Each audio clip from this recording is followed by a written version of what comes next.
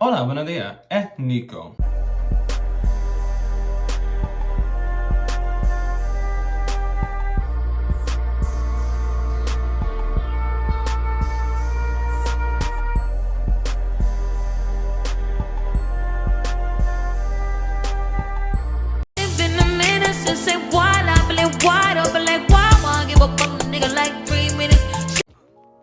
Nico, is that it? Yes, it's a bonnet. Yes, it's a bonnet. Y'all see me picking my hair out. Y'all see me in a face mask. Y'all see me in a clay mask. Bitch, if you can't look at me in a bonnet, you're anti-black. You're anti-black. Nico, why are you shirtless? It's 2 a.m. Probably 3 a.m. at this point. This is my third time recording this video. I'm really unhappy with it. So I'm gonna give it one more shot before I go to sleep because I'm trying to work this around my new work schedule. So, point is, we're gonna be talking about LGBT dynamics in friendships where people prioritize physical appearance rather than your personality. And the reason I'm bringing this up is because somebody that usually gets dragged on the timeline decided to tweet this out in a confused state. Nico, yes, this person is fairly flipping at the mouth on the timeline. I'm not gonna lie to you.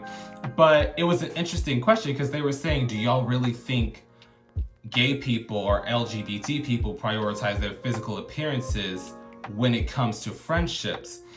And the short answer is yes. Duh, of course, yeah. You can actually tell if you look at people's social medias, not even just the likes, because usually the likes just determines people's physical preferences in general, but if you look at the way people interact with each other, if you look at people that are quote unquote on a social totem pole and or seen as conventionally attractive, they're usually replying to other people that they find conventionally attractive, other people that are on a social totem pole, and they're not even engaging with anybody else. So that's one thing that I personally do not agree with. For example, I'm one of those people that if you talk to me respectfully or if you talk to me just not on some like sexual shit, I will respond on the timeline. I give you bitches way too much energy. I give you bitches way too much time in my day, but I genuinely like dialogue, and I've made friends on Twitter where I don't even know their faces. I don't even know their names. Obviously, I don't tell them like my deepest personal secrets, but I've made a base friendship where I can just kiki and talk to you every day like we're besties. Just because we have vibing personalities, because that's what's important in friendships. And for example, I have spam pages. Not my personal spam, like I have spam pages that I follow, like stan pages as well, just because them bitches are funny. They be having me cackling. I know one of them, if you're watching this, you're gonna know. She always comments #real whenever I say something stupid. And that's the thing, it's like, I just like that kind of energy because I'm very chaotic, if you have not noticed. So I prioritize actual personality. So when I make friends with people, I usually get a feel of them on the first to second hangout. Am I actually gonna hang out with this person casually? That kind of thing. Am I gonna see them on only social settings? Because I've been in situations personally where people that invite me out for the sole purpose that they either want to have sex with me and they're using friendship as a way to build towards that, or they think just because we're both fitness people, we're gonna connect. And that's the thing. If y'all have noticed, my brand of humor, my personality is very off-kilter. It's very on the fringe of society.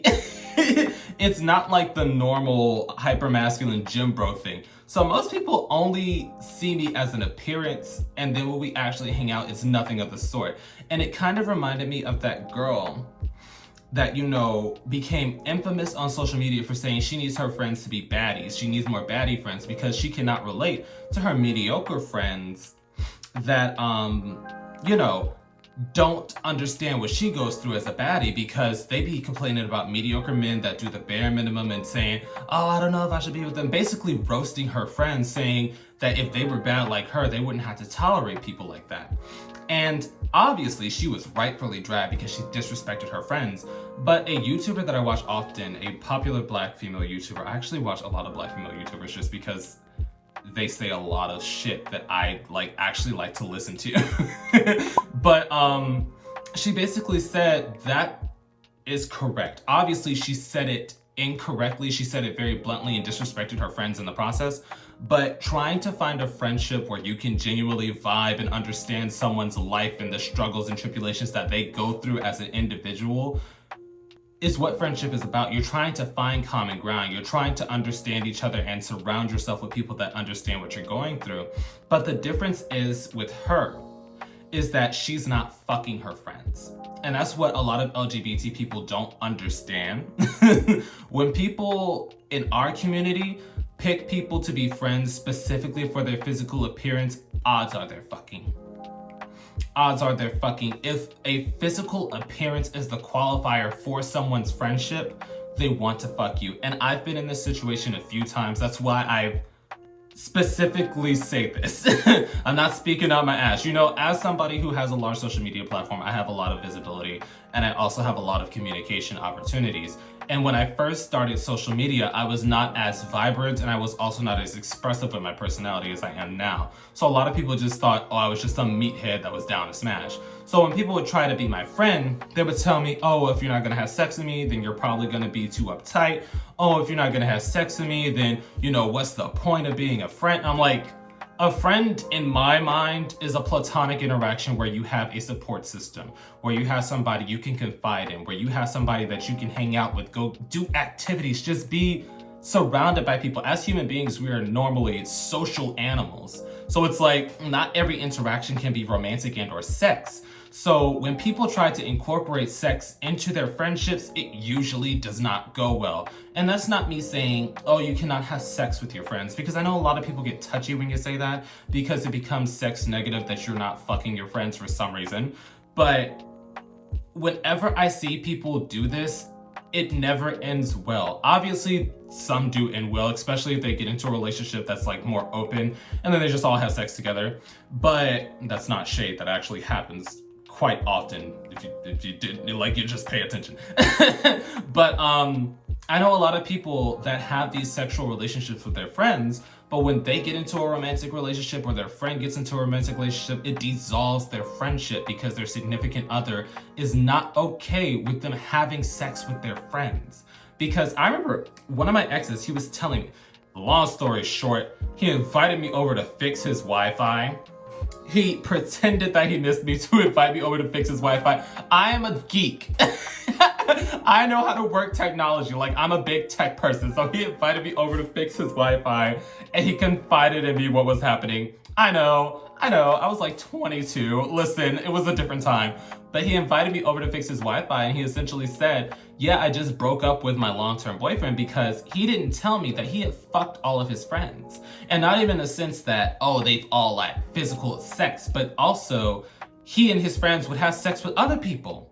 So yeah, they didn't quote unquote fuck. That was the loophole that he would use, but they were fucking people together. So it's like, you had me in this room full of sexual energy and them being, I don't know about him, and judging me up and down because they want you. You're having sex with them.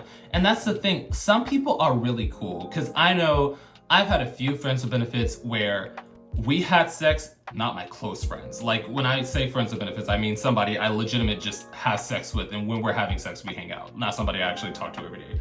But my friends with benefits, when we have sex, it's chill, it's fun, but if one of us gets into a relationship, we just don't talk anymore. And if you surround yourself in relationships like that, like your support system is a situation where if one of y'all gets into a relationship, the support system evaporates, that's gonna leave you in a very dark place, especially if the relationships doesn't last. A lot of gay and bisexual relationships do not last. A lot of relationships in general do not last just because it's a high turnover rate because of the internet. Everybody thinks they have options, but that's a different conversation. The point is, I've seen time and time again where people come online and they complain saying, I wish I had more platonic friendships. I wish I had more friendships where people didn't expect my body as currency for their friendship. And I just feel like that is intricately linked with people who say, I only want to be friends with people I am sexually attracted to. Because you always see those people that have specific requirements for their friends always end up some kind of social media drama. I love it because it's messy and I can watch from afar. But you can see it in real time where these people will have fallouts with the people that they called friends, but they were actually hunching because they both found each other attractive. And I saw that a lot of gay people actually lead with friendship because they're like, oh, well, I'll become your friend and then we'll become something different. I remember somebody asked me that. I usually, before my ex-fiance, I was like, yeah, I know, not gonna address that. Long story, I addressed it on Patreon.